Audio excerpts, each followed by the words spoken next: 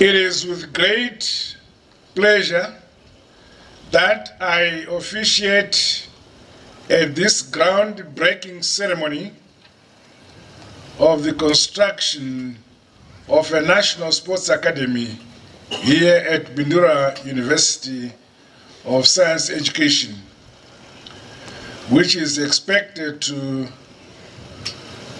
have a multiplicity of sporting disciplines.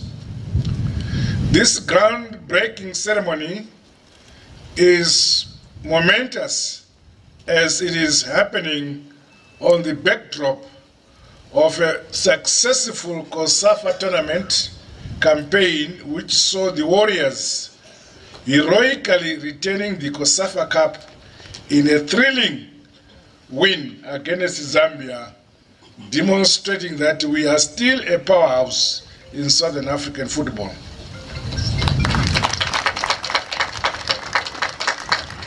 We also saw the superb tennis by Takanyi Garanganga, Ben Locke and Courtney Locke during the recent International Federation Tennis Features Tournament.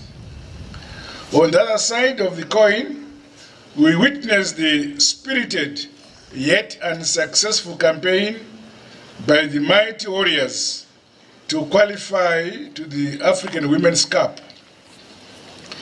The Sables also put on a promising performance against Morocco in their bid to book a ticket in the Rugby World Cup in 2019. Furthermore, this event comes at a time when the whole nation is engrossed in the global football premier showcase, the World Cup tournament in Russia, which serves as a reminder of the role of sport in teaching the values of teamwork, hard work, and fair play, whilst uniting individuals and communities and nations together. Distinguished guests, our Constitution in Section 32 impresses on us the state to take all practical measures to encourage sporting and recreation activities, including the provision of sporting and recreational facilities for all our people.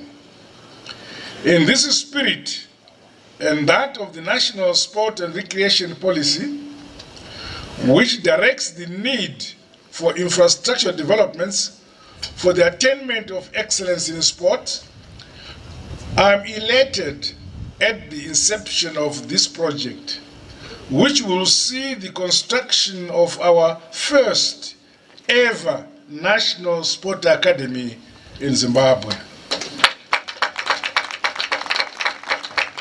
This indeed is a landmark development in the history of Zimbabwe sport. I applaud the complementary efforts and unity of purpose between the Ministries of Higher and Tertiary Education, Science and Technology Development, and that of Youth, Sport and Recreation, as evidenced by their collaboration in this project.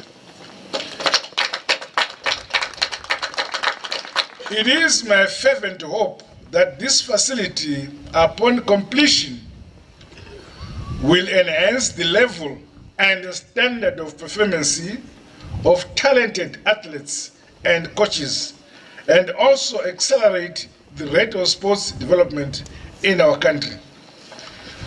I was so impressed to see the young boys and girls here, whom you call the talented, already at the institution. I'm happy with the direction the university is taking. It is further envisaged that this academy will inculcate life skills as well as expose athletes and officials to broader career opportunities. Through talent identification, selection and nurturing, The facility should be a vehicle for building career paths for young people, using sports as a bridge builder across different cultures in Zimbabwe. The construction of this state-of-the-art National Sports Academy will enhance the ability and competitiveness of our sport persons' participation in the region, continentally and internationally sporting competitions, and allow scientific approach to the various sporting disciplines that will be offered here. To this end, I pledge my government's assistance to the realization of the Academy's vision to become a world-class sporting center, producing athletes for the global stage who can win medals for the country, as well as undertake sport as a profession and means of livelihood. Ladies and gentlemen, it is fast emerging that sport is indeed an important facet in human capital development and a route to financial independence and inclusion for our youths. In the past, sport was casual, relaxed, and more recreational. Presently, however, sport is much more organized, mechanized, marketed, and administered as a business. Sport encourages health and fitness,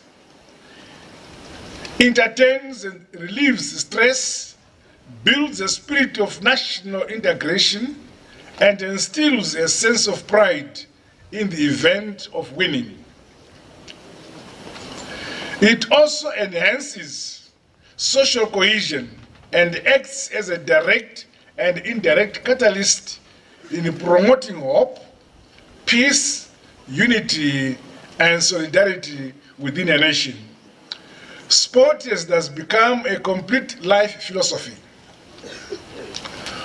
On the economic front, global statistics indicate that between 2005 and 2017, the global sports market generated US 91 billion, with North America claiming a market share of 14.2 billion within this sports merchandising market. Mindful of these huge monetary exchanges taking place within the industry, the time is now for Zimbabwe to tap into the business potential of the sporting industry.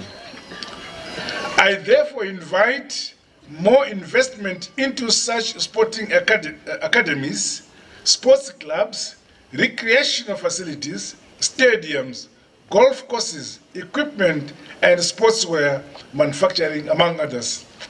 I'm so elated and pleased that our private sector has come on board to share our vision for modernizing our country. I thank them for coming on board. Meanwhile, government stands ready to assist in any way possible to help make the dreams of the next generation of sportsmen and women come true. In the same vein, I exhort the various sporting associations and stakeholders to intensify the youth development programs and increase the number and frequency of competitions at ward, district, and provincial levels to ensure that talented athletes are identified and nurtured through mass competitions. My government will continue to monitor effective implementation of our education system with regards to the promotion of sport as its integral part of the school curriculum and an avenue through which talented sports persons can be identified and be rewarded. Our country has in the past produced successful athletes such as sprinter Atwell Mandaza, boxers such as Langton Schoolboy Mnangagwa, proud Kilimanjaro Chinembiri, Mosquito, and more recently Charles Manyuchi. Tennis icons Byron and Wayne Black and their sister Kara. The young motocross rider Tanya Muzinda. The swimming legend Dr. Kest Coventry. These have done well, but we need many more such sports persons. Indeed, sport is rewarding. Dr. Coventry's achievements of being a record setter and the greatest African Olympian prompted Bindura University of Science Education to bestow on her a befitting award of an honorary doctorate in sports science, which makes a role model for young people in the sporting fraternity.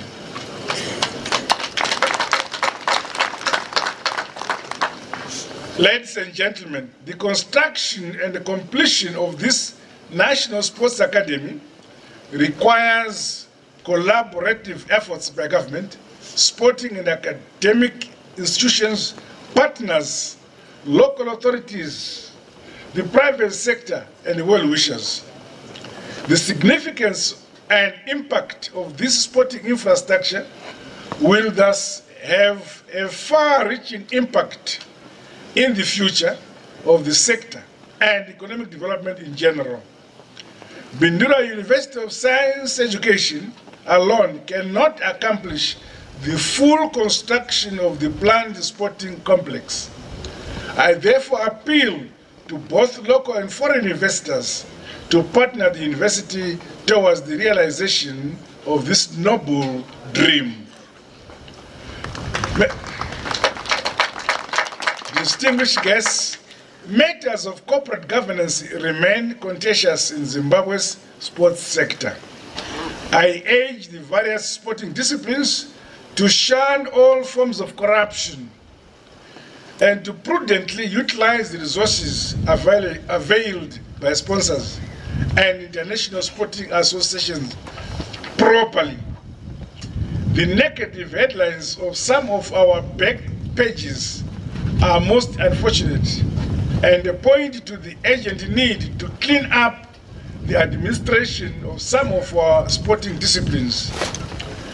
I urge sporting administrators to embrace honesty, integrity, and good corporate governance, as contrary conduct is detrimental to sports development in general and demotivates deserving sports persons who go unrewarded.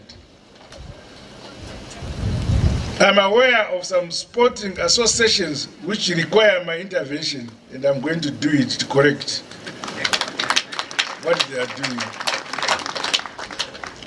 As we approach the final laps of harmonized general elections to be held on July 30, let us draw lessons from sport. Elections have two possible outcomes: a victory or a loss. Let those who win do so with humility and honor, realizing that they carry the nation's hopes and aspirations. In a similar spirit, let those who lose demonstrate discipline and a good sportsmanship by accepting defeat. I once again call upon all political contestants to be peaceful throughout the pre, during, and the post-election period. My government has put in place concrete measures to ensure transparent, free, fair, and credible elections. It is now my singular honor and privilege to declare the construction of the National Sports Academy officially launched.